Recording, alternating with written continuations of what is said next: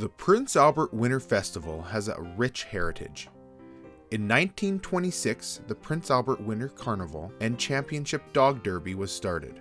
There was a winter festival in Prince Albert in the earlier years, and through the 1920s, they used to get great crowds, and there's pictures in our local museum of the winter festival as it was. This became an annual event and ran for a number of years until the start of the Great Depression. There was a Queen pageant, variety show, and dog races on the North Saskatchewan River. Orville Erickson and Jack Sennin were instrumental in starting the present incarnation of the Prince Albert Winter Festival. Orville Erickson was a larger-than-life kind of character about town, an electrician, and also in insurance.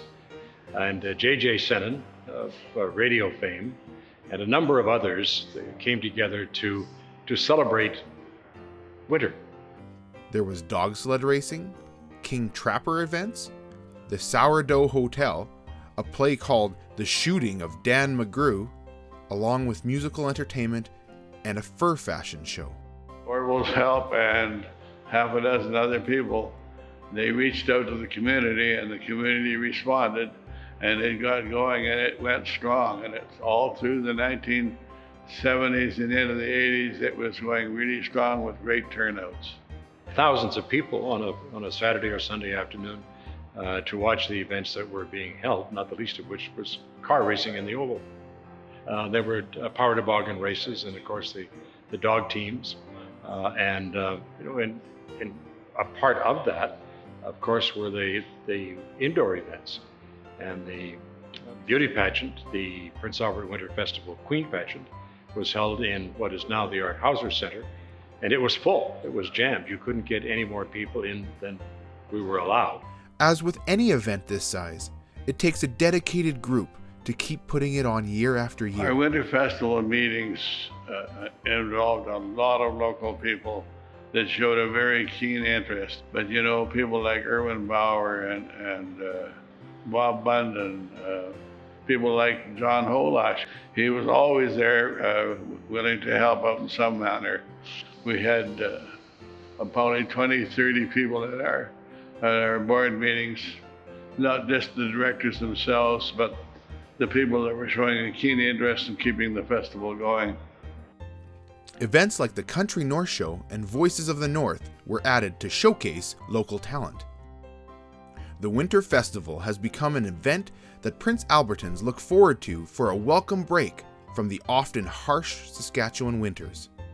These were events that took a huge amount of community involvement and organization, leadership, volunteers, and it was a great educational experience for the young people who were able to see, what trappers did and the skills that they required. My famous part and memory of the Winter Festival in Prince Albert was all the entertainment that was available, and so many sources of entertainment that was available and still is to this day. To me, there's some great memories of a lot of people working together, a lot of people that were willing to put in a lot of time working together. And it's a time of the winter that we can all get together with our friends and go out and see winter events that we normally don't see. And so lots of times I get company from the south and the Weyburn area that it hasn't even seen dog sleds. Hasn't seen what King Trapper was, haven't seen what Spoke Meat is, and all the different events that go on. So it's just such a variety of shows during the time of the Winter Festival, but there's something there for everyone.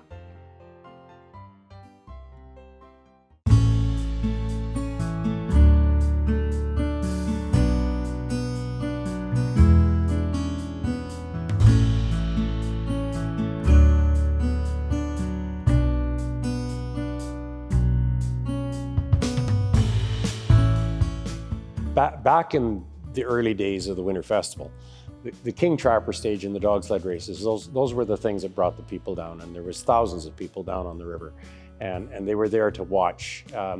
Franklin was, bar none, the King Trapper. He was like a movie star. The honorary chair came up about 5 years ago. They began it 5 years ago, and we've been looking through the past to find names, and we've been asking people for different names and different lists, and every list that has ever come in has always had Franklin's name on it. 1965 was the first. I was going to school here at that time, and my uncle was racing dogs, and my other uncles were competing in the King Trapper. And after I finished school, I went back to the trap line, and that's when I came back and I started competing here in the dog races. Well, I met Franklin Carriere in 1966. So I was 7 years old, and Dad, of course, being heavily involved with the Winter Festival, one of the founding members,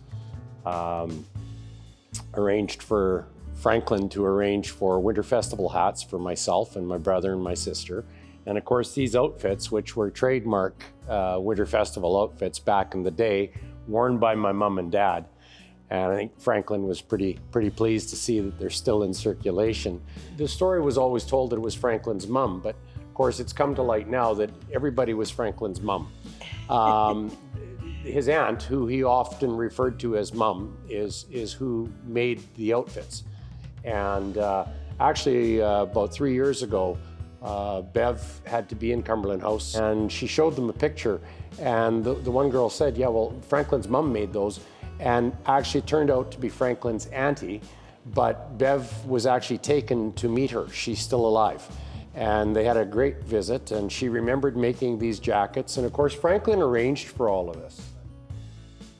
I first met Franklin about 40 years ago when I first competed at the Lac La Ronge Winter Festival. I was 15 years old at the time. Since then, Franklin has been a mentor ever since, training and competing together for the last 35 years. He has been a coach to many competitors over the years.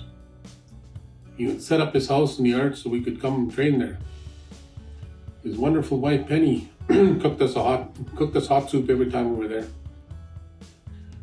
He has won the Prince Albert Winter Festival as King Trapper many times. In 1989, he won the title of World Champion in the Pas, Manitoba. Franklin and I do shows together called the King Trapper Show, and we entertain schools, gatherings, and elders. At one time, Franklin carried 1,250 pounds of flour at the Green Lake Winter Festival back in 1978. He was 300 pounds, so he carried almost 1,600 pounds on his back for about 20 feet. That's a feat nobody will ever match. The King Trapper stage had the same kind of pizzazz as a concert today to the people of PA, especially the young people of PA. You didn't have where you could go see Elton John an hour away. So like the King Trapper event was a big thing. What happened here was that it was Weyerhaeuser, the Weyerhaeuser people, and your dad was running this, the show. So they made it into a King Trapper, sort of like a logging event. Yeah. And it was tough. We're sawing big logs like that and chopping them. And back in those days, in the late 60s and the early 70s, yeah, the dog sled races and the King Trapper stage, yeah, is what really drew the people exactly down on the river. Yeah. Today, there's a lot of wonderful shows that take place that draw a lot of people, but yeah, we don't get the same crowds. But I do remember the one year, and I would have been probably 9 or 10 years old, and there was at least 2,000 people watching you perform, yeah, and earning your title, which you were like a movie star back then. I've told people that people used to come to try and win the King Trapper event, but there was as much motivation to try and dethrone Franklin Carriere. Well, they tried pretty hard. Yeah, and they weren't successful very often. You were definitely the king of King Trappers. Well, the best, I remember when we used to have dog races on the ice. Yeah. That's where the crowds were. Yep. Up to it. We figured about 10,000 people. Yep. And Yeah. I told your dad, I said, feed these guys, and they won't go back up there. Wine them, dine them. whatever you want to do, but you'll keep them there. Yeah. Well, till after the dog races were, because we were racing in an oval race. Yeah. And when a dog racers were going, then the king trappers started entertaining the crowd. That's how we kept them. We had booths all over the place. Yeah, it was a big thing. Franklin was a regular visitor to our home every year during the Winter Festival, and we were talking here just a little while ago. I asked him if he remembered leaving a dead muskrat under the seat in my dad's car. It was a 1968 Dodge Monaco, and it was burgundy in color. And I remember riding down to the river with Franklin in the front seat and Dad driving, and I'm in the back seat. And I don't know when he put the muskrat in there, and actually my dad doesn't either. But he was always a joker. He was definitely a comedian. He probably still is. But he left a dead muskrat, if you can believe this. And he didn't just leave it on the floor. It was shoved well under. It was designed to stay there. And I'll never forget, some time had gone by after the festival was long gone, and there was some hideous odor in that car. And I remember Dad taking it to the local Chrysler dealership where he did business, and I worked there for a couple of years after high school, and one of the mechanics who also knew who Franklin was, his name was Brian Roberts.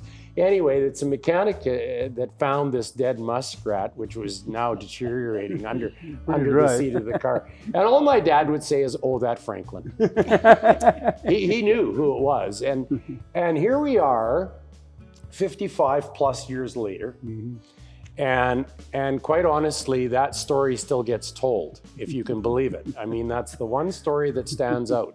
But it just goes to show you the nature of the kind of person that he was, even as a young man. He worked hard, he competed hard, but he was playful, and he was a comedian, and he loved to laugh, and he loved to have a good time. And as you can see, things haven't changed in 55 years. I can actually remember, even though I'm in my 60s, and this happened before I was 10 years old, sitting at the supper table and listening to him tell stories. And Franklin always liked to make people laugh. But when he got up on that stage, it was a different story. I mean, it was all business then. And I mean, the record book stands. I mean, nobody has won that event as many years as he has. I think I counted about 10. I won, when they came out, Weyerhaeuser came out with those parkas. Yeah. I think I won about 6 of them, first prize.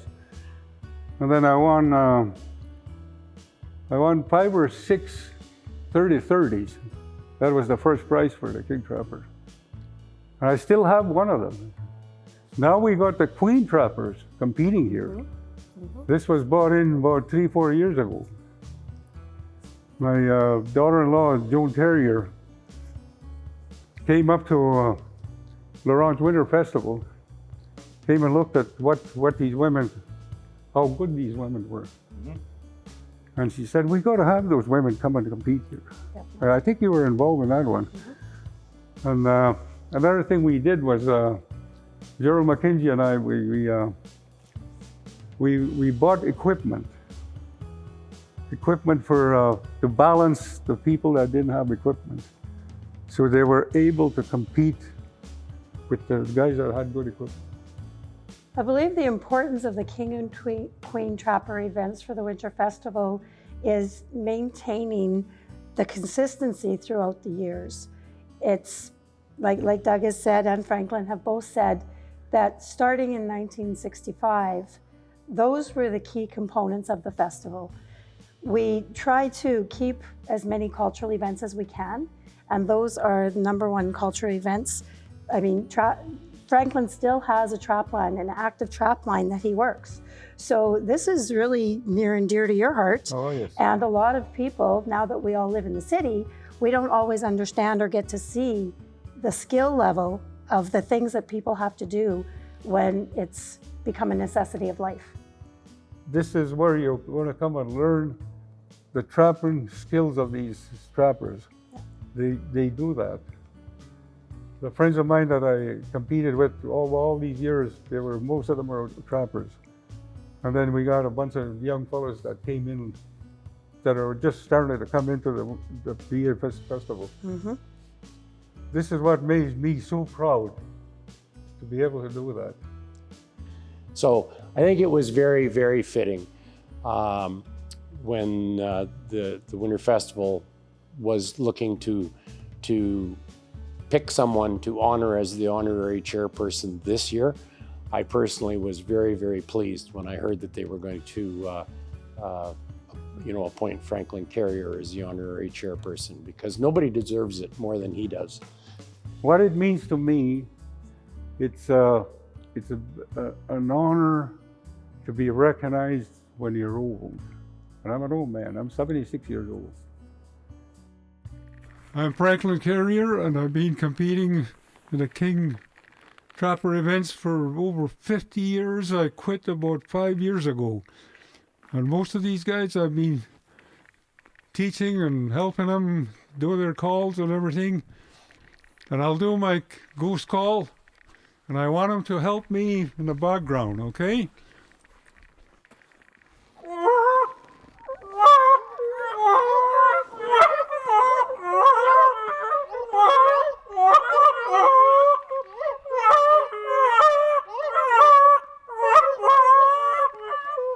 Thank you very much.